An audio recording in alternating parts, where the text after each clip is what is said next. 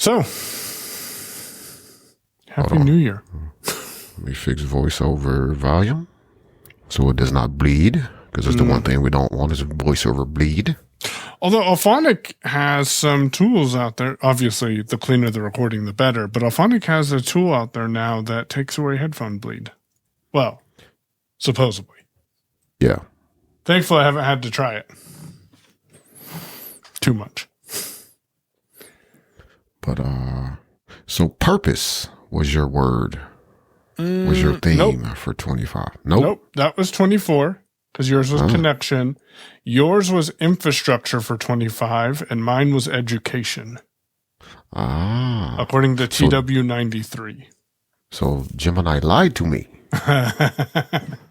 Purpose was a theme. It was for 24. It was, but it was 24. I told her to pick the theme, the one word themes that me and Michael selected. And it says, your theme was connections and Michael's theme was purpose. And I was like, oh, that sounds right.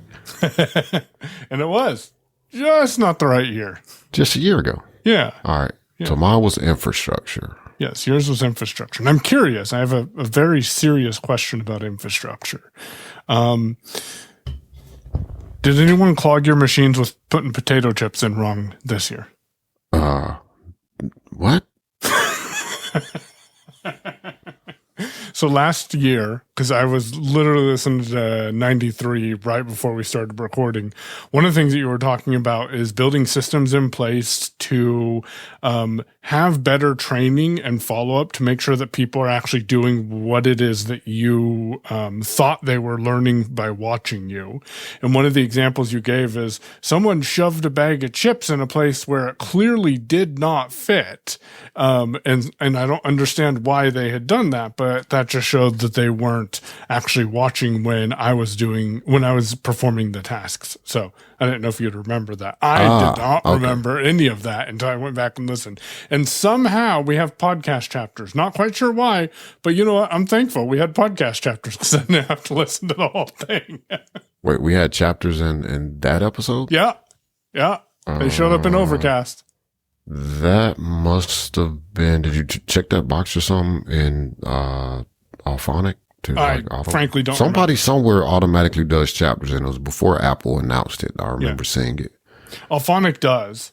I don't remember if I checked that box or not. Or it could have been one of because this show has evolved significantly. We could have been generating chapters, although that looked a lot more organized than my doing. So to answer that question, so the one reason I was kind of a little off guard is because I didn't actually hear what you said other than potato chips in a machine. And, so my mind was on laptop because I was closing up the MacBook Air that I've been slowly trying to set up. And so my mind went to like chips in the keyboard and I was like, but to answer that question, absolutely somebody has done it. Yeah. Yeah. Absolutely somebody has done it. So to follow up on my theme, there are some infrastructure. I feel like I kind of was flat on the goal of focusing on infrastructure, because I made some improvements or got some things solidified. And then there are other things where I feel like I either backslid or just didn't get it solved. So for me, I feel like 25 was kind of a flat year. I didn't suffer any major losses in that space for like, oh man, everything just went all the way wrong. But I didn't make as much progress in the goals. And the goals based off that infrastructure, I do remember that now, based off infrastructure was not just technical infrastructure, which is what I know a lot of people may be thinking. There was some progress made there for sure. But also just kind of the underlying things that hold the business together, whether it's the technology, the processes for getting things done, not the omni-focus getting things done, just making sure that, stuff happens when it's supposed to happen. And building a foundation kind of in place for employees. I don't have that perfect, and I know it's never going to be perfect, but I don't have that. Let's we're going to change the meaning of perfect here for a second. I don't have that perfect, template that I just drop in. Like anybody can just plug in and do the job once they follow these instructions. Because much of your theme kind of drifted over to me this year when it comes to people like education. I have learned a ton about managing people. I've learned a lot about, setting expectations, but then where people are going to fall short of those expectations. Like I've had so many people make the exact same mistake, even though I've explained to them, like, people make this mistake and then they turn around and make the same mistake. I've had too many people come in, not too many in this sense, but basically everybody that has worked for me this year, that was not a pre-existing employee before 2025 has come in and they've done exactly what I've told them not to do in two ways. Number one, they work for a couple of days, maybe a week, and they feel like they got it all nailed. It's just, you pack up the stuff, you take it to the machine, you unload it, you put it in the machine. And they feel like they got it nailed. So then they start throwing around all these ideas of what needs to be fixed and why this needs to be done this way and how you could improve this and how this could be done that way, right? And you still haven't really learned the job, right? Because people are still putting chips. And listen, like, to be fair for people listening who've never done this, and I feel like I said this before, but I think it bears repeating. I will sometimes go to a machine and have a new chip or a different product that I have not put in that machine before, or I'm just trying to rearrange things because I have to, make room for stuff to fit. And I will try something in a row, and then I'll push the shelf in and it's like, nope, that's going to stick up against the top. So when people buy it, it's not going to vent. Yeah. And then that means I have to move it. That is the thing. Like, I don't have the expectation that anybody's just going to walk up and look at the machine and go, oh, obviously those ruffles are not going to fit on the third shelf. Sometimes you just got to put them in there and see if it closes right. And if it doesn't, then you take them out and put them in a different shelf or different spiral. So that's not what I'm not wanting people to do. What I'm not wanting people to do is stick chips in a spiral on a shelf, close the shelf up, have to basically kind of force it closed because the chips are pressing up against the shelf that's above it, and then acting like we're all good. And don't say anything about it because you couldn't figure out how to get it to close. Because if they would have just said something, then you could have been like, hey, let's move these. Yeah, like, hey, this isn't closing up right. Can you check or something, right? Or is this okay because they're kind of touching the top, right? Instead of treating it like you're packing a box and it's like, well, I got it in there and it closed, so we're good, right? Mike opens it on the other end, a couple of chips might jump out at him, but it'll be okay because it's Mike opening a box. Versus there's no way in the hell when somebody puts their money in that machine that product is going to come off that spiral. So it's interesting how I didn't think about my theme hardly at all last year. We're recording this on New Year's Day, so I'm trying to emphasize last year. I did not really think about my theme, but man, I learned a lot this last year, just in general, just in life and creating program stuff, in building websites, but also I talked about teaching others what I'm learning, and I've found myself doing that as well. So I think for me, this past year has been pretty close to my theme without even really thinking about it. How has your infrastructure improved? Or would you say you think it's probably about the same as this time last year? So like I said, I think overall, I would say my theme for me is flat. And going back to what you said for a second before I answer that question, at least for me, this is the way I think about this. We come up with a theme that we're going to work on for the year. And this again came from Cortex for me originally. And I think for you too, to start looking at this.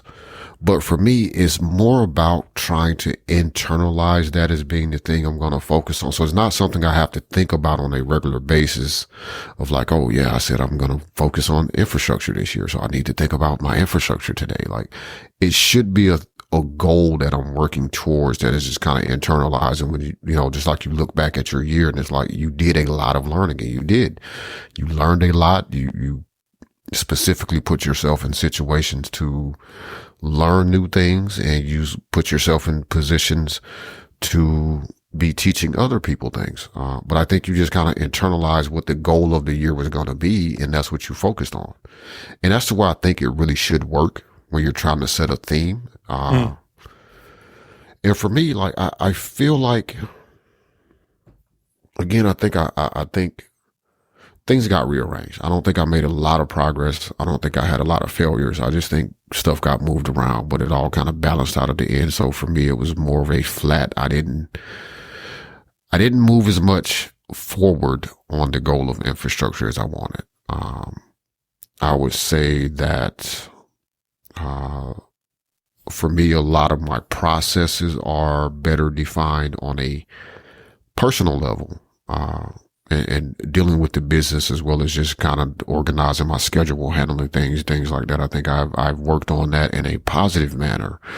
But where I feel like I have had setbacks at is putting together some sort of comprehensive, these are the skills you need. And this is the expectations of your job for a new employee coming to Spirals. Especially in the area of, being a helper or assistant or somebody servicing vending machines, and having a system that just kind of clicks for people. I've tried different things. Some of them I think are good to proceed with. Some of them I'm like, based off your performance and then me trying that with a second person, like, that epically failed. So let's try something different. But again, I have learned a lot over the year from trying to make things a little bit more stable. I have proven some things to myself that I didn't think would work. And I'll give an example of that now. So oftentimes a person will come in, and for the sighted people listening, this hopefully will click for you by the time I'm done. But blind people specifically are going to start saying, yeah, I know exactly what you mean, even before I get all the way down the road with this. So you're doing something with a sighted person, and their first idea is, oh, we need to write this down, or we should take pictures of this. And it's like, that's a good idea, except you're not looking beyond your own personal satisfaction of this situation. Right. So, for example, I've had a couple of people say, well, we should just take a picture when we're done with the machine, so that way we know what needs to go in there the next time. It's like, that's awesome. But I'm gonna tell you why that ain't gonna work, because I've tried that before. And if I got the pictures from that person, let alone got a text description of what was in the picture from that person, you got it. Yeah. Yep. And so I don't know what to prepare or what to order or what to pack or. Yeah, you wrote this down, or, oh, I should bring my notepad and I'll write this down. Okay, that's great, but you're not going to send it to me. So therefore, I'm still going to fall back on my memory or what I had time to jot down in drafts or something, that was very important for me to remember. No. How has your iPad experience gone, and has that solved that problem or helped there at all? So, man, listen, the iPad is on my, on a shelf behind me right now. So it's not on the van. No, it's not on the van. But here are two issues. I'm going to go back to trying. I'm going to continue that experiment, but I'm going to switch over to the iPad mini for two reasons. One, the iPad mini it does have cellular. I'm just going to get I actually have a prepaid, like 5 gig or something, SIM card. That's a physical SIM card. So I'm just going to pop that in there. The iPad I was using was a bigger iPad. It had a keyboard case, so you could snap the keyboard off if you needed to, etc. But one is big. Two, it doesn't have cellular, and that's a problem I instantly run into, because tethering on the go is iffy. Finicky. Yes. If it works, is it going to work correctly, or is it going to keep dropping the connection? Or if I lock the iPad for a second, or the iPad goes to sleep and then I wake it up and authenticate it on back end, is the connection still going to be there? I don't know. Flip a coin. Yeah. So I'm going to try with the mini. Also, that's a little smaller. I have noticed, and this is, again, a thing that I learned. I've noticed that for the people who, in their mind, just writing stuff down is going to be helpful. They tend to, they're not carrying like giant notebooks in most cases. They're carrying like smaller, pocketable type of notebooks in a lot of cases, and they seem comfortable with that. So maybe I don't need such a giant screen for them to write on. We'll see how that goes. I do think that trying out the iPad with the pencil is going to be a potential solution for people that feel more comfortable writing stuff down. And again, I don't have a perfect solution for this. Like, there's record stuff, but then you got to go back and find the recording and listen. I don't want to listen to it. Run it through the, Mac Whisper or something and get the transcript. And then the transcript lies to you. Yeah, but yeah, right. You get that. Like, the transcript doesn't, you're like, wait, what? Like, none of this makes sense. So I'm still looking for a better situation. I do think that maybe just using my spreadsheets, which I have my spreadsheets, just like, hey, write this in the cell. So like, if we change this product in this machine, erase that and then write in, Ruffles, because that's what we put in that spot instead of, whatever was there. So that experiment continues. The big iPad just got to a point where it's like, I have carried it, and it's like not having a cell connection creates problems. I don't have a case, and it's one of the bigger iPad Pros that I borrowed from Tia. So it's a bigger iPad Pro, and like, I really kind of ain't want nobody to drop that. Cause I would say most places I'm working in don't have carpet. Yeah. They're all hard, either concrete or hard linoleum or whatever. Like, so yeah, I'm not trying to crack an iPad. I do have a case for the mini, cause I bought that mini, when I was still at Marissa Mini. I bought, at Gentry. renewed, when I was at Gentry. Yeah. And I did actually get a case for that because I was carrying that iPad around in different situations. Now, for me at the time, it didn't work for, using it for, machine related stuff, but it was useful for being able to, do my homework and not just be stuck in the class. I mean, be stuck in the dorm room on the laptop, reading stuff. That annoys me still to this day. And I don't know why. I love the Mac, and my computer would be the last device I would give up. I think I would feel the same even if I were still on Windows. Like, a actual computer would be the last device that I would want to give up, except when it comes to reading documents, like lengthy, longer pieces. Something quick and short, okay. Sometimes even documentation, because usually with the way people structure their documentation, you're clicking a bunch of links. You got to click this link to go next and yada, yada. But for long form stuff, like, I still have never liked sitting at a computer and doing that. At least not since the iPhone came out. It just seems easier to do a 2-finger flick up and, walk around and do other stuff. Cause I'm just sitting here taking in information, not, interacting with it in any direct manner. So just because it is the next year does not necessarily mean that we have to stop focusing / putting effort and energy behind our current or behind our previous themes. But I think we have done this for a couple of years, so I think I will, unless you have anything else, bring up what my theme is. And it came to me today because I was thinking about it earlier this week. And I did not use ChatGPT this year like I did last year. I think my theme is build. And build, whether that be build tools to help me in my work, or build relationships with individuals, or build connections to different organizations, or build a podcast called Technically Working and expand its marketing ability. So I think for me, my 2026 theme will be build, and we will try not to forget it this time, and make sure that it might be helpful if we go back and listen to 144, Man, that's interesting. Anyways, but build for 2026, and we'll see where that goes. What about you? So when you started talking about your theme, I'm like, that kind of sounds like what I need to do, but I feel slightly different about what I want to focus on this year. And you're right. We're not pushing, not done with infrastructure. That's a thing, but, I think for me this year, create. And it sounds very much like build, but where my mind went differently, and it took you saying build, and I was like, create, I think is for me.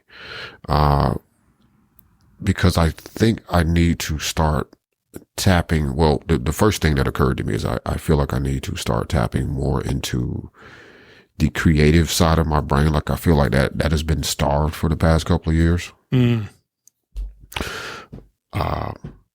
As witnessed by, I haven't really created anything new or built anything or anything like that. But when Mike calls me with a gravity forms thing, I'm like, hold on, Mike. And then Mike probably gets way more than he wanted. I don't remember what we were talking about, but maybe. Yeah, I don't know, man. Yeah, several times. Like, it's been a few times. So, or the email thing the other day, I'm like, yeah, this is right up my alley. It's like, they got a new thing. They got this thing. What about that thing? But I think create, because I feel like I need to tap into the creative side of my brain. I feel like that could free up, the ability for me to actually start solving problems in more holistic ways, where it's a solution that's going to work. It's flexible as it needs to be, but it's also a framework to work from. I need to create that framework for spirals for new employees that are servicing machines.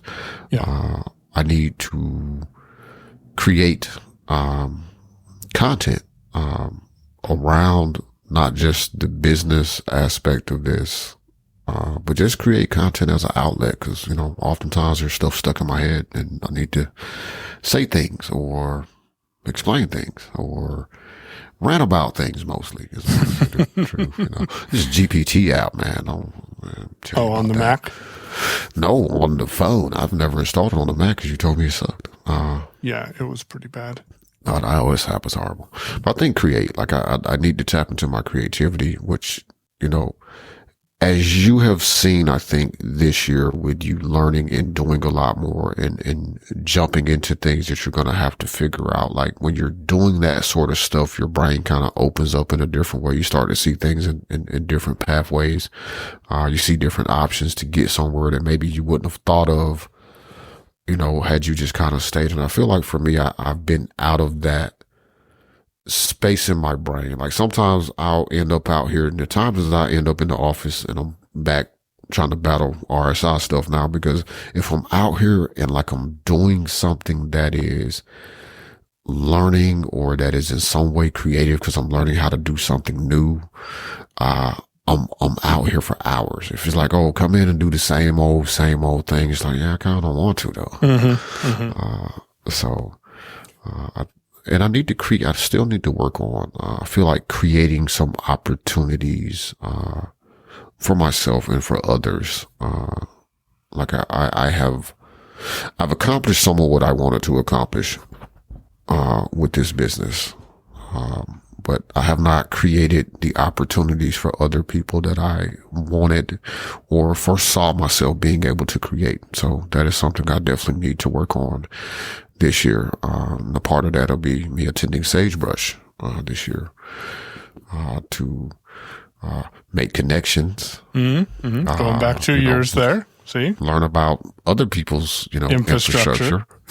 And, look at creating some new opportunities for the vending program, on a national level as well as just locally here in Alabama. Cause, things are going to change. And if we're, and I'm speaking more about Alabama at this point, if we're not moving to where things are going to be, our program is going to suffer. I can't say that much about other states' programs because I don't know what they're doing and what they're not doing. That's part of me going to Sagebrush.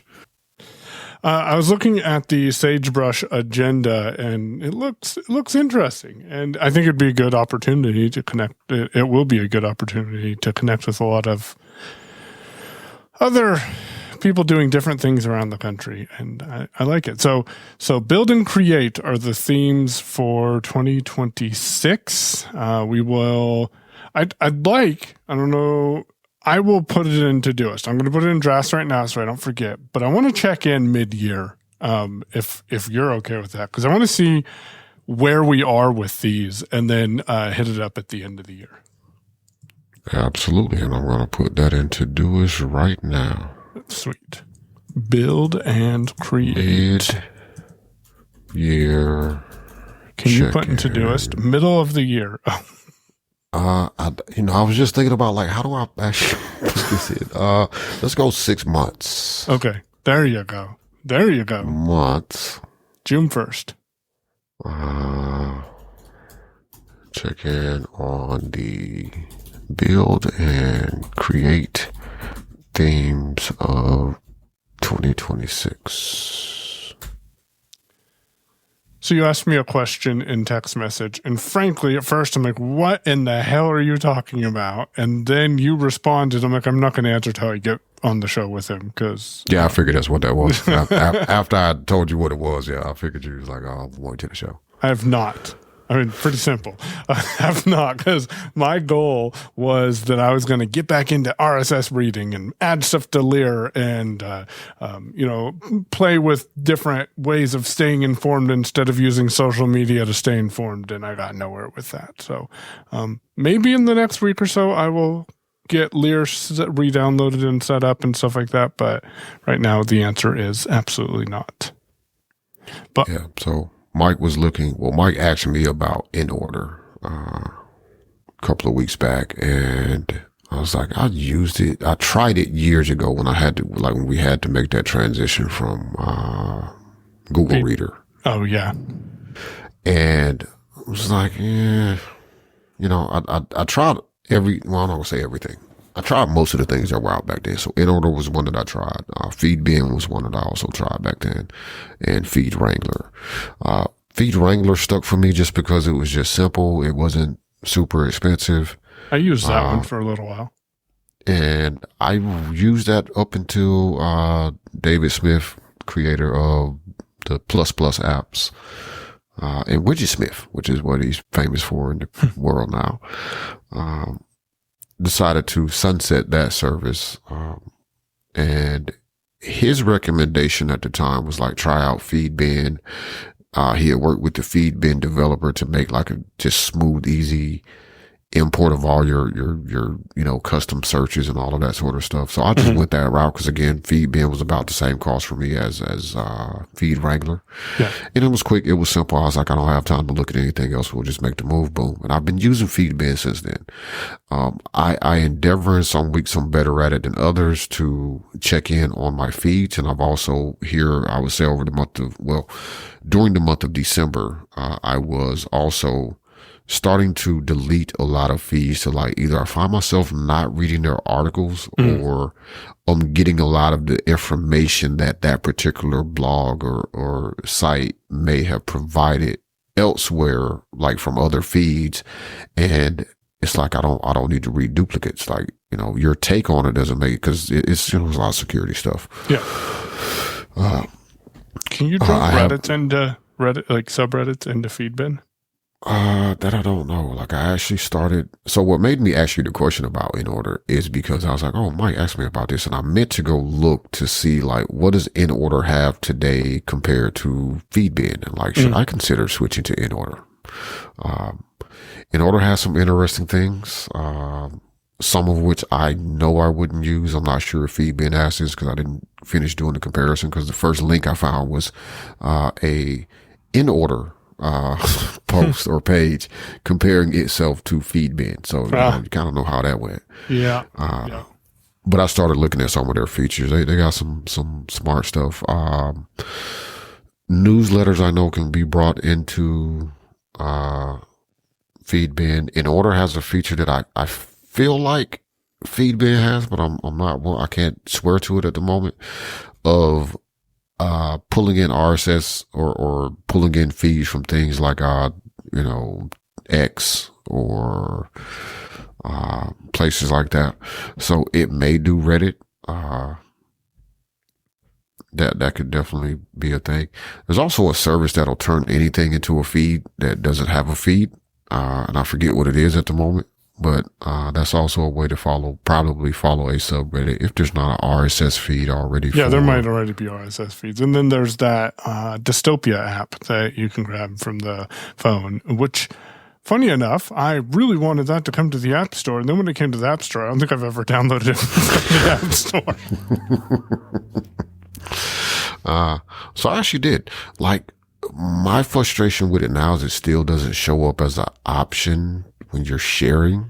So like, let's say you're doing a search and you find a link and it's like, oh, it's a Reddit link. I want to open that in Dystopia. I still have to copy and then open Dystopia and let it paste the link in. Instead of it being in the share sheet, like, open it in Dystopia. Right. Yeah. So I could just, but yeah, occasionally that comes up.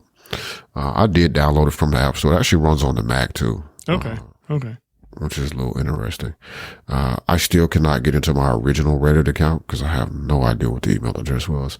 My original Reddit account got deleted a couple of years back, and then ChatGPT created me a Reddit account a couple of weeks ago. So I need to go get into that account eventually. And my current Reddit account, like, I'm like, I don't know if I really want to, I really want my old Reddit account back because it was just my name. Yeah. What's the username? But then I'm like, maybe I should just go stealth on Reddit. And be like, yeah, that's part of the reason that tiny_ghost or something. Like, it's not going to be my username, so don't look for that. I mean, if you find that on Reddit, it's not me. I'll put you that way. So the postings posted from that user do not reflect the opinions of Damashe. Not at all. I just completely made that up, and that probably is already somebody's username, but Probably. It ain't me. I promise. You might have to do tiny_ghost26. Oh.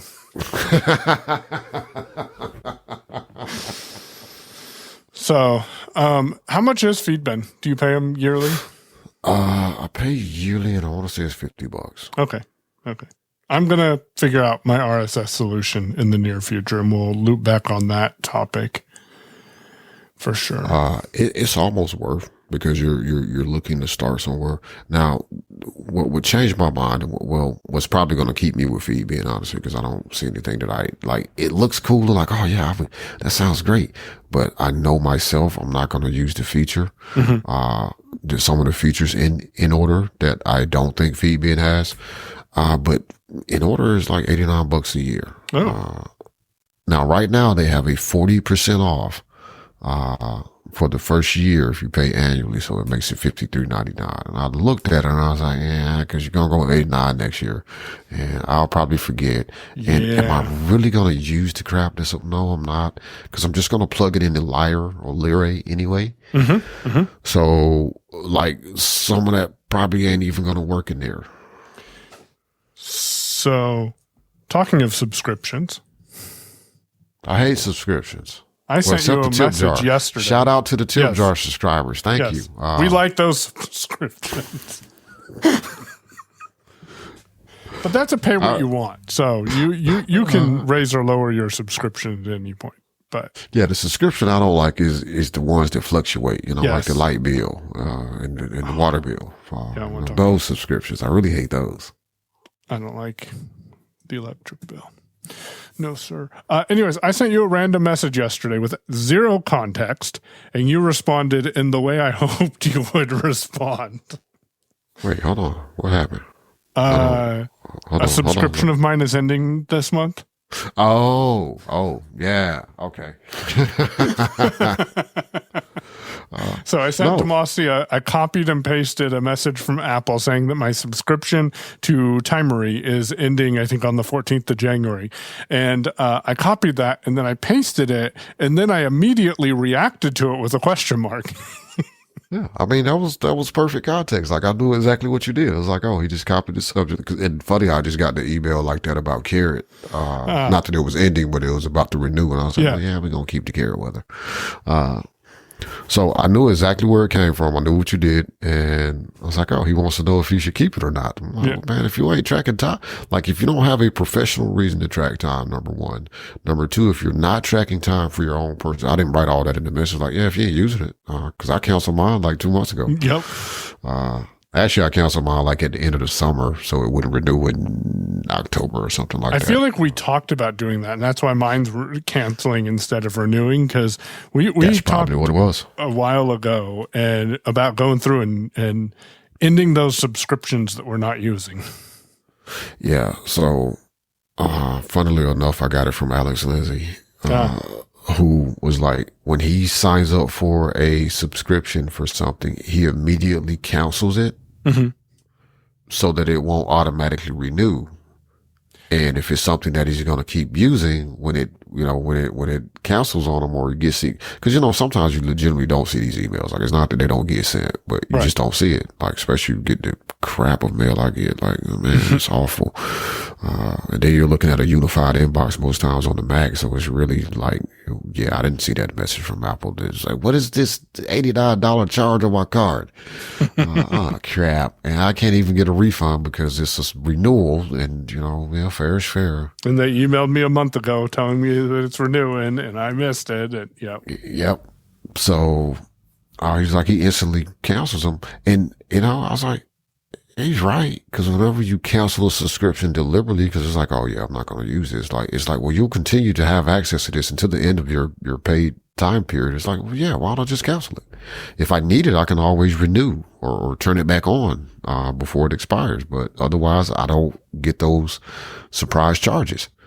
Now you open up the app and it's like, your subscription has expired. It's like, but I was using you. Oh, hold on. Let me go renew this subscription. So yeah, we had that conversation. I've canceled a ton of, like, most of the stuff. I would say probably everything at this point that, at least in Apple, that is, active are things I know I'm going to keep, which would be, the Apple One Premiere. Sadly, I have to keep that. Part of me wishes that I could just bill Apple One Premiere annually. It would be a hefty chunk of change, but then I wouldn't think about it until it billed me next year. This year, like right now, with the current setup, I'm like, do I really need this? And then I went and I tried to lower our storage. And man, things break when you run out of storage. Just saying. That's the problem, right? Things seriously break when you're low on storage or you run out of storage. A lot of stuff breaks, and that's one reason I keep paying for it. Plus, I did the math. Like, I've done the math, and I continue routinely doing it. And people watch Apple TV Plus. There's stuff I want to see on Apple TV Plus, but if it was a separate subscription, like, I could totally cancel it and then just turn it back on when I want to actually was going to sit down and watch this stuff. But it gets used as is. It's also just included. Apple Music, I absolutely use that. Everybody uses that. So that's a family subscription for me, hands down. Has been from the day that they introduced it. Yep. And I still say, for the people who like Spotify, like, I didn't like Spotify's app. I did have Spotify for a while because they gave it to me for like 3 months for 99 cents. And if Spotify would have introduced, and I stand by this to this day, if Spotify would have introduced family plans before Apple did, I probably would most likely still be a Spotify customer. Yeah. Because I wouldn't want to try to move my music, for one thing. But they didn't. Apple did it first. And I was like, all right, I'm out. Peace. Yep. So there we go. So Apple Music is a keeper. Got to keep the 2 terabytes of storage. I'm over a terabyte with the family included, but I'm not near the 2 terabytes. So I probably got a little while before I have to worry about trying to figure out how to go up another level. Oh, it's really easy. It's just another $10. Yeah. Yeah, just another $10. Yeah, just another $10. I think it goes up to 8 or 12 terabytes. Now, Apple News I don't use, but that's just in there. Like, if they would let me pull that out and knock, $3, $5 off, I would absolutely take it out. Although I have opened it up here recently because I want to read an article in, I think, on Wired. It was somewhere, like, they had a paywall. It's like, oh, you've read your allotment of free articles this month. I'm like, how? Like, right? I've only read this one article. This is the first article I pulled up. And I, maybe have come back to it a couple of times to finish it, but it's only one. Okay. Go to Apple News. You're in Apple News. Read you over there. But Apple News could go away and I wouldn't care. Same with fitness. Yeah, fitness I don't use at all. You use Arcade. I don't. Well, you don't, So, but your family does. well, kind of. See, that whole plan fell apart. I don't know exactly when that fell apart. I can't remember back exactly when that fell apart. But my initial rule was kids can play any games they want to if they come out of arcade. Because number one, it won't cost me any money. Number two, there won't be any pushing for in-app purchases. Mm-hmm. And I really wanted it to stay that way for a while. I also feel like, personally, like you can only play so many games, and there's also should be only so much game playing in a day to begin with. So stick with what's in there. You know, beat the game and then you get a new game. It's kind of like you was a kid, you got a video game. Like you played the handful of games you had, you can get a new game every month or something. That wasn't a thing. But yeah, at some point that fell apart. I just don't have anything to do with it anymore. You know, yeah. So there's that. But arcade does get used. Lincoln actually made me happy the other day. He's like, "Can I get this game that's in arcade?" Because he's got a TV in his room and the Apple TV in his room. So he wanted to play a game on the TV, and I was like, "All right, man." Oh, he's like, "It's in the arcade." And I was like, "Oh yeah, you can get that." Yep, you can get that one right now. Yep, come on, let me go help you get it. But yeah, the rest of it, like, honestly, the only things that I absolutely rely upon are Apple Music, the iCloud storage, and there was something else, Apple TV Plus. Apple TV Plus, yeah. Yep. So, yeah. And you pay what you're paying right now for that specific storage, Apple Music Plus and Apple TV. If not, you're coming out a little bit ahead, not counting the additional services. So you might as well, at that rate, just pay I don't know what it costs you. I think it's $37 a month or something plus tax, but I don't have sales tax. So yeah, it's like $37 a month plus the taxes. But I mean, I'm already at $25 for the storage, or actually, let's see, $14.99 or $9.99. Yeah, call it $25. Yep. Apple TV price keeps creeping up. Yeah, that has moved from where it used to be. I Significantly. I think it may actually be. I think you can get it for $99 a year now, but it's like $10.99. I don't know what it is. Yeah, I think it's $9.99 for the Apple Music service, right? Or the Apple TV service. Remember back when it was $4.99 and people were saying Apple doesn't have anything on their content. They're not going to keep this up, or yeah. Fooled you. So at that rate, you pay $2 more because you're looking at $35 a month at that rate for those three services. Pay $2 more, unlock news if you want it, fitness if you want it, and you get the arcade for the kids too, if they want it. Yeah.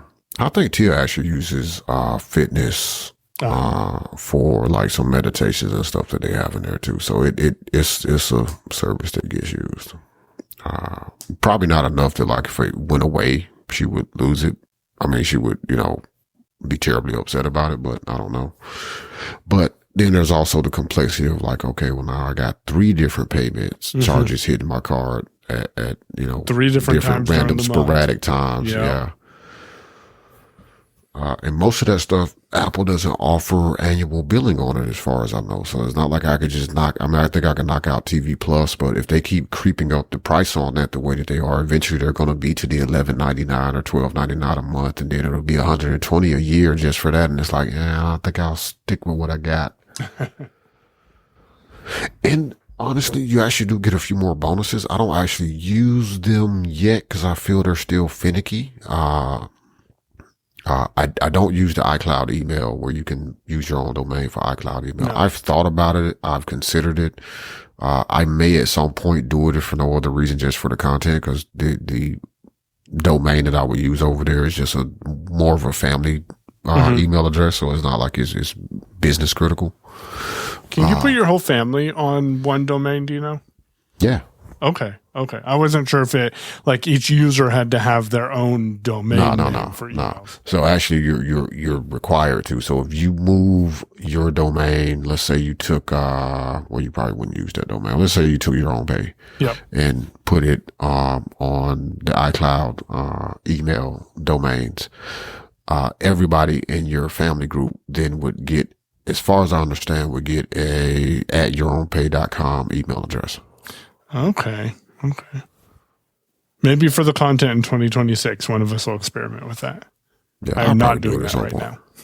No, I'm not gonna do it right this second. It might be later in the year. And I also want to look at like what are the restrictions. I think the one reason I didn't do it right away, just for trying it out and seeing how it worked, is because I immediately saw one thing that was going to trip me up, which was I have a lot of aliases set up. Mm-hmm. Or forwarders set up more so than aliases. I have a lot of forwarders set up that go to me in Tia, and like I need to figure that part out because I don't think iCloud Mail lets you do that particular thing. And that would have been a lot of account changing of email addresses, which is always a pain in the butt. I just spent a few days here and there going around changing billing information in a few places, and like it's irritating. So changes afoot. So we had hold on, because I just thought about this and I want to address this because I have not spoken to our friend. And it's not for lack of not speaking to our friend. It's just because I really meant to intentionally answer her question on the show and I just kept forgetting about it. Yeah. See, I hadn't replied to that message either, but it wasn't because I didn't want to answer you, Amanda. It's because I really intended on answering the question on that subsequent show that was coming up a few days after you asked the question in messages. And, I kept forgetting, up until right now. So we're going to do it right now. So we got a question from Amanda Hill, who was kind enough to be on our show a couple of months back. And she says that she uses, Bing. It's not Bing. Mike, help me out. Copilot? There we go. She uses Microsoft's Copilot. Mm-hmm. And she's wondering if now I got to go look because I can't remember. She asked her, should she switch to GPT or Gemini? But whichever one it was, she asked us about switching to. I would say this. Try all of them. Yes. Don't go pay for all of them. That's not what I'm saying. But give all of them a shake, see what you like, and whichever one works for you. And this could change. Like one reason me and Mike talk about, like for all of December, I think both of us have been more Gemini. I know I've been more Gemini in December than ChatGPT. Me too. Well, I'm about equal for the two of them. The way I do it, because I have Copilot on my work computer, but I also have ChatGPT on my work computer. So what used to be the applications key is the Copilot key on my work computer. So I tap that and then I ask it a question and it gives me the generic AI that I know. I'm like, you can read it and you're like, that AI generated that. There was no editing of it or anything like that. AI generated it. So then I'll hit Alt space, which then puts me in the ChatGPT app, and I can go and type up a same or very similar prompt and send it to ChatGPT. And for me personally, ChatGPT gives me better results. But that also plays into the fact that I've used ChatGPT for going on 4 years now. So I think really it comes down to which one, as Damashe said, try them out, gives you the best results for what you're looking for. When I'm doing vibe coding stuff, I will ask Gemini to help Gemini 3 Pro, because that's part of my Google Workspace subscription. I'll ask it, can you help me solve this problem with GitHub Copilot in VS Code? And it does real good at that type of stuff. Like it will do real good at generating the prompts that I need. And then I can send it back GitHub Copilot's response to its prompt. And it does real good at replying to that prompt. Also, I say this kind of tongue in cheek / with mixed opinions. I told it after we got off recording on Saturday with Damashe to create a calendar invite and invite Damashe Thomas to it, and I gave it Damashe's email address, and add it for every Thursday at this time and add a Zoom link. It popped back and told me, I can't invite people at this time. However, here's your calendar event, and you can invite Damashe to it. And it gave me a link to the calendar invite. So I clicked the link, realized that Zoom was not connected to my Google Calendar still, so I had to go reconnect it, which was okay. And then I sent the invite to Damashe. I don't see this calendar invite on my calendar at all. I don't know where it is. Like I have no clue. We're talking here, and the recording is working, and I know it's recording because I started and then stopped the recording before we connected. But this meeting, Damashe, doesn't even show up in my Zoom account. Like I have no clue how this is working. So I got mixed feelings about Gemini. It is good. I like it, but I'm so confused.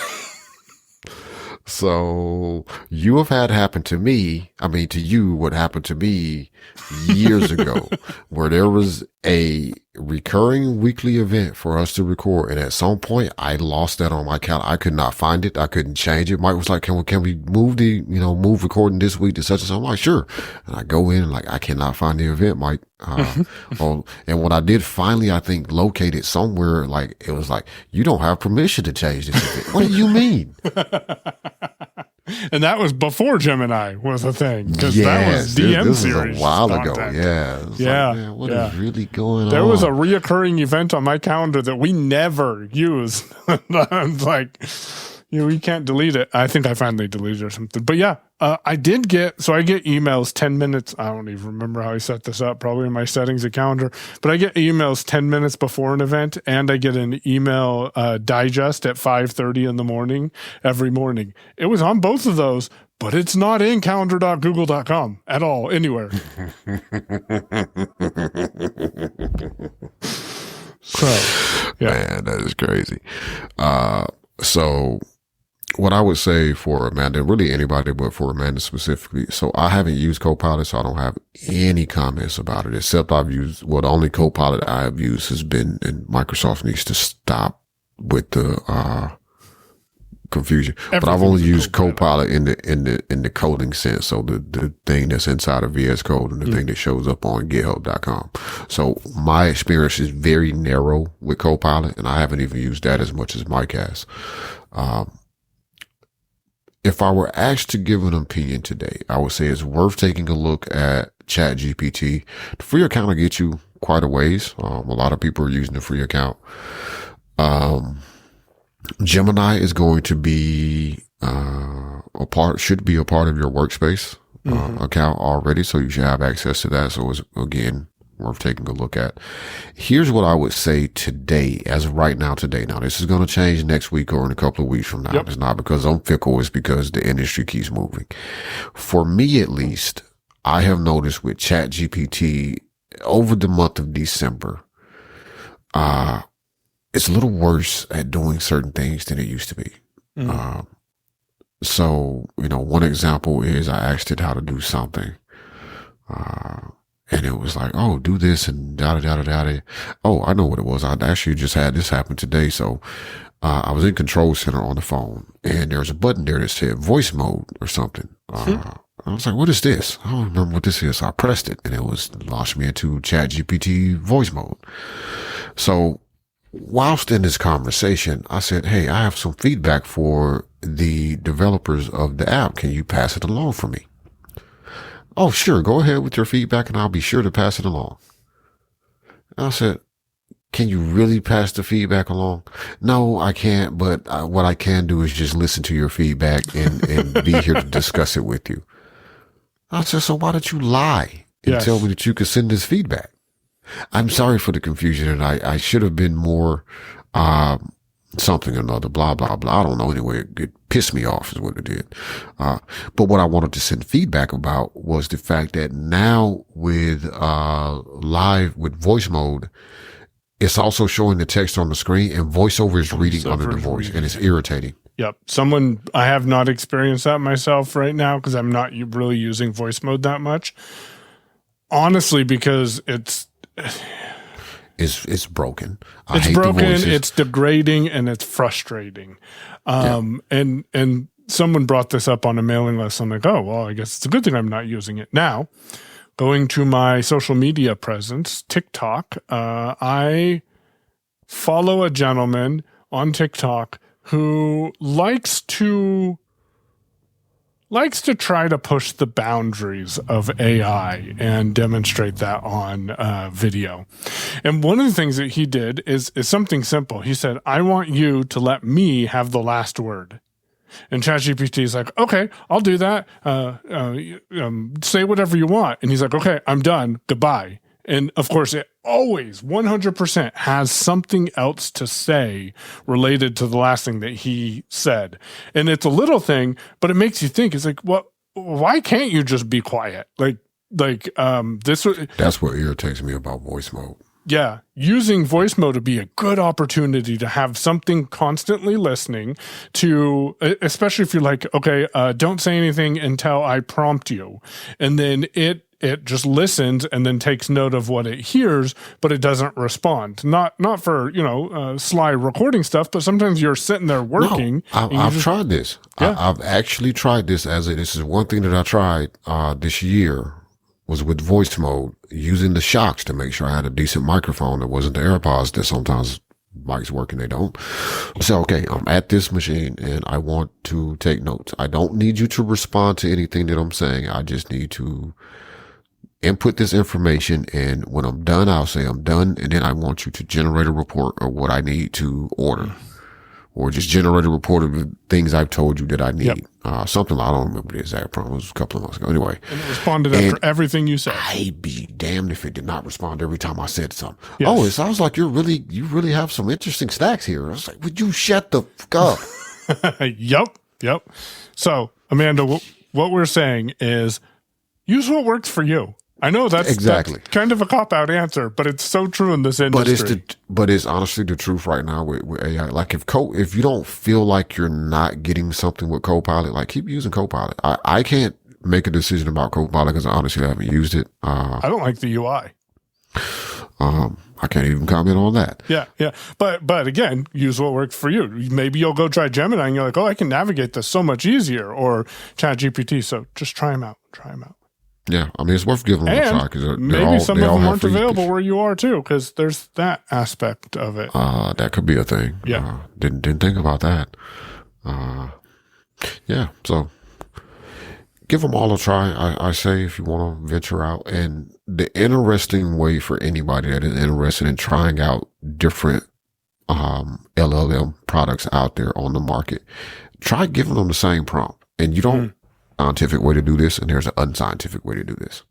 The scientific way is you sit down and think about, what do I want to try to get this thing to do to see how it works? And then you write that down in TextEdit or something like that, and then you just copy and paste across to 3 or 4 or whatever, LLMs. Mm-hmm. Or you could do what I often do, which is you type into one and then you go copy what you wrote to it and go paste it elsewhere.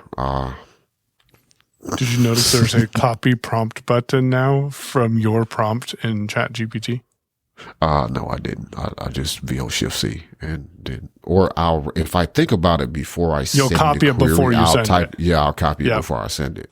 Yeah. So hopefully that helps a little bit, Amanda. Damashe, before we wrap it up, have we gotten any feedback? We do have some feedback, but I ain't looked at it. But hold on. Give me a sec. I was going to go. Actually, that might be a topic for next week's show. Dois's question. Oh yeah, because we're a little bit but we're a little bit over an hour. That's gonna probably take a while. Hold on, let me jump into mail because we do have feedback. While he's doing that, I want you, listener, to think about how is AI received by your non-techie friends and family, and send us an email to feedback@technicallyworking.show and let us know, and we'll expand on that next week. All right, so we got some feedback from Shazad. Thanks, Shazad. Shazad. Yeah, man, appreciate it. Thank you. So I'm going to summarize what he said. I did just read your entire email, Shazad. Thanks. So he asked a couple of questions of me, which is, have I recovered from my accident last year? I would say kind of, somewhat. Maybe I'll talk about that a little bit more later, different show. But I would say for the most part, like I'm back up and moving around. I still have to think about certain things, and stretch every morning because I'm also getting old and it's cold, so that doesn't help. So a lot of aches and pains have come back more vigorously since the weather changed. Shazad says that he enjoys the show and he would like for it to be longer because he always likes us talking about the tech and the business that we're doing, and he likes hearing about the ups and downs that I've been going through. So I appreciate that. That's kind of what we're aiming for with the show. He hopes we will have a prosperous 2026. And no, I have not taken my laptop to Apple as of yet because it is surprisingly difficult to set up a new Mac laptop. We talked about that on Saturday, and thank you for listening right when it comes out, Shazad, because you had to have listened. Very so soon to it coming out. So appreciate it, and ask one of your friends to listen too, because if you like it, then they might too, or just subscribe their phone. But good. So Damashe's going to have to follow up with Apple, and man, that makes me feel great. Shazad's been there since maybe not day one, but pretty darn close to day one. So we're doing something good there. Yep. I appreciate it, man. And I will, the other thing he said was about, doing some partnering with, Double Tap, which we will continue expanding that relationship publicly in 2026 is what I'll say. Cause we do talk to each other. Like we all amongst our, I don't talk to Sean all that much actually. He wished me a Merry Christmas. Actually, he said Happy Christmas, not Merry. And so that's what they say. Happy Christmas, man. That's why I told you Happy Boxing Day, I think. Yeah. But I also I think I may have lost Sean in WhatsApp. Oh. And we do have a piece of feedback from Greg. I'm going to read that more thoroughly and we'll follow up with that next week. We'll make sure I put that at the top of the show, next week. I see the beginning of it, but it kind of looks like it's going to be a little involved perhaps. So I want to give it its fair time that it needs here. But thanks to Greg also for listening. We appreciate it. And I see your feedback and, I'm going to put it I'm not going to put it into doers. I'll just put it in the show notes right now. To do this, we need to clean up our show notes doc. But yeah, that's all the feedback that we have is from Shazad and from Greg. Perfect. Well, I think, sorry, I was reading, I was looking for something in 1Password, found something else, and I'm like, that looks familiar. What's that for? Then I searched it up, and then I found out that they're sunsetting the service this month, and I'm like, oh, that's interesting. Yeah, so anyways, gotta make sure I don't got any data in there that I need. They recommended moving it, but I forgot I had this crypto wallet, so... Anyways, when I thought about making a crypto wallet, and I started looking at the land, I was like, nope. I don't even know where to. I don't got time. I don't got time to even go down this rabbit hole to deal with this. If you are using cryptocurrency and access technology, what wallets are you using? Send us that and more feedback to feedback@technicallyworking.show.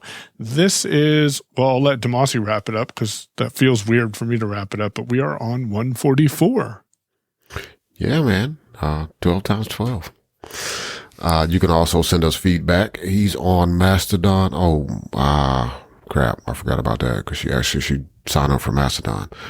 Depends on how social you want to be. Mike, very quickly, what are your thoughts on Mastodon? Like, should a person sign up for it today? If you want another social network to use, then sure. If you're giving one up for one, I would recommend that. She left Twitter years ago, so she's not been on that style of social media. I also know Amanda is pretty active on LinkedIn. Yeah. If I were Amanda, I would spend my time and energy on LinkedIn. And the only reason I say that is I feel like LinkedIn will get you closer to the type of people that you want to connect with. Mastodon might be a good resource to have in your back pocket, but it's like with anything else, it's going to come with that learning curve and that time and energy that you'll have to put in to build the presence. Otherwise, you're just sharing messages into the void. So if I were in Amanda's shoes, I would spend more time focusing on LinkedIn. Yeah, I think I kind of agree with that. It's not Mastodon for me seemingly to me, at least from my perspective, has not turned into what Twitter used to be. Like, it feels like everybody wanted to come. Like, then we got Blue Sky and now Threads. I don't think, from my perspective, that Mastodon has turned into that. It's kind of its own thing. But it also is a lot of effort. And I see information sharing, I see connections happen on Mastodon, but not in the way that it happens on Twitter, and not in the way that I think putting your time into LinkedIn would benefit you more from that standpoint. If you were to join, I have no idea about a server. Like, well, ask me. I'm technically social. That's about how that goes. There's lots of servers out there. I don't know what makes a person pick one over the other. So, yeah, masto.host, or I would say this for anybody that is looking at joining Mastodon now that does not have a Mastodon account. My inclination is to tell you to use either one of the officially kind of supported servers like masto.host, or I can't remember what the other one was that the developers of Mastodon put out, or look for a server that has some sort of backing that is not going to disappear. That's the one problem with Mastodon. I've seen it happen to a couple of servers where they're up and they had users, and then they announced that we're shutting this server down, and then you got to move your stuff. So pick one that you either see a lot of people on, like Mike is on dragonscave.space. He's Paylwn, Paylwn at dragonscave.space. Nobody can get on Technically Social, but that's where I'm at. Damashe, Damashe at technically.social. The bot's there because the bot just does what the bot does. I don't know how it got there. It just showed up one day.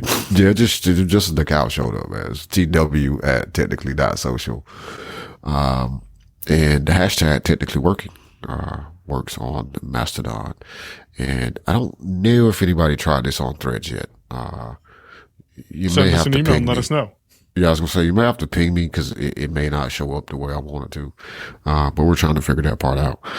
But yeah, for anybody looking at a Mastodon server, pick one of those that looks like, I say you can kind of track down where its support is coming from financially, because it's not going to be cheap to run a massively popular Mastodon server.